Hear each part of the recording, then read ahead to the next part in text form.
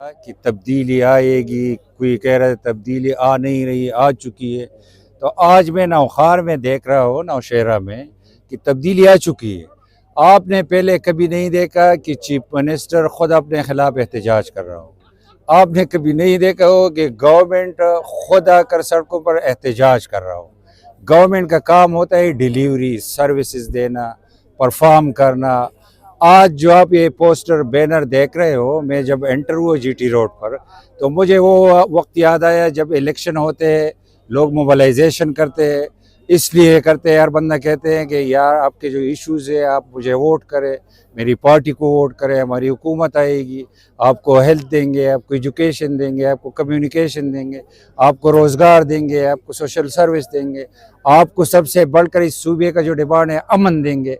آج لوگ لاشیں اٹھا رہے ہیں، اور وہی جس کرسی پر بٹھایا ہے قیدی 804 نے جس بندے کو، وہ مبتلا ہے عاشق عمران میں۔ وہ چیف منسٹر کم ہے، عاشق زیادہ ہے۔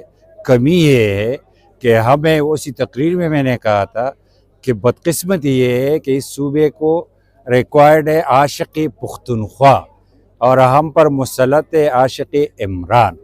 تو وہ عاشق عشق میں جو کر رہا ہے آپ دیکھ رہے ہو، اس کا لینے دینے ہی نہیں ہے، کیا کرنے لوگوں کے، کیا ایشوز ہے، کیا مسائل ہے، ان کی کیا ڈیوٹی ہے، کیا کرنی چاہیے۔ رات کو میں فوٹیجز دیکھ رہا تھا، ایک طرف 83 لوگ برباری میں، بوڑھے، عورتیں، بچے، بزرگ کس کرب سے گزر رہے تھے، دوسری طرف آپ کے ٹیمیز سرکاری مشینری لگی تھی، ادھر سجاوٹ ہو رہی تھی کہ کل وہ جو کیا ہے چیلا آ رہا ہے اس کے لیے ڈیکوریشن کر لے، جی ٹی روڈ کو ڈیکوریٹ کر لے، اور دوسری طرف وہی چیزیں تھی۔ وہ تو سینس والا، شعور والا انسان وہ فیل کرے گا کہ کیا حالت ہے، میری کیا ڈیوٹی۔ ابھی آپ کہہ رہے تھے اپنی تقریر میں کہ ملٹری آپریشن کے حوالے سے کہ ایک طرف وزیر اعلیٰ کہہ رہے ہیں کہ ملٹری آپریشن ہم نہیں ہونے دیں گے، اور دوسری طرف صوبائی حکومت کی جانب سے ہی ملٹری آپریشن کی اجازت دی گئی ہے، تو اس حوالے سے آپ اپنے تھوڑا سا 2 منٹ لوں گا۔ یہ بات ہے لاسٹ ایئر اگست کی۔ لاسٹ ایئر اگست میں جب یہ ٹی ٹی پی کے لوگ آ گئے ادھر، یہ دہشت گرد جب آئے، تو اس طرف سے ایک ڈیمانڈ گئی پبلک کو، تیرا کے لوگوں کو۔ 3 آپشن تھے۔ آپشن نمبر 1 کہ آپ لوگ خود جا کر جرگہ کر کے ان لوگوں کو باہر نکالے۔ نمبر 2 اگر اس طرح نہیں کرتے تو لشکر بنائے۔ نمبر 3 اگر یہ بھی نہیں ہو رہا تو پھر آپ لوگ نقل مکانی کر کے کہ کولیٹرل ڈیمیج نہ ہو اور ادھر آپریشن ہو۔